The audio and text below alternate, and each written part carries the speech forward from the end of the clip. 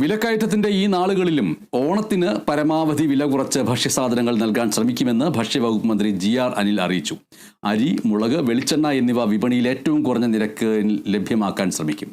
ഓണക്കാലത്ത് മുളക് 1 കിലോ 115 രൂപയ്ക്കും 10 രൂപ 90 പൈസ നിരക്കിൽ ചുമപ്പ്, വെള്ള, നീല കാർഡുകാർക്ക് ലഭിക്കും. 529 രൂപ വരെയായിരുന്ന വെളിച്ചെണ്ണ വില ഇപ്പോൾ 349 രൂപയ്ക്ക് നൽകി തുടങ്ങിയതായും ഇനിയും കുറയ്ക്കാൻ ശ്രമിക്കുമെന്നും മന്ത്രി പറഞ്ഞു. മുളക് 1/2 കിലോ എന്നുള്ളത് 1 കിലോ ആക്കി 115 രൂപയ്ക്ക്.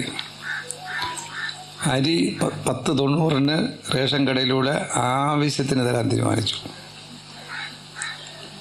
സപ്ലൈകോ കടയിലൂടെ 20 കിലോ അരി അധികമായി 25 രൂപയ്ക്ക് നൽകാൻ തീരുമാനിച്ചു.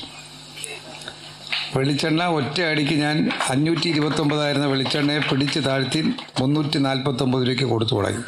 അതാണ് ഞാൻ ഇനിയും കുറയ്ക്കുമെന്ന് പറഞ്ഞത്, കുറപ്പിക്കുമെന്ന് പറഞ്ഞത്.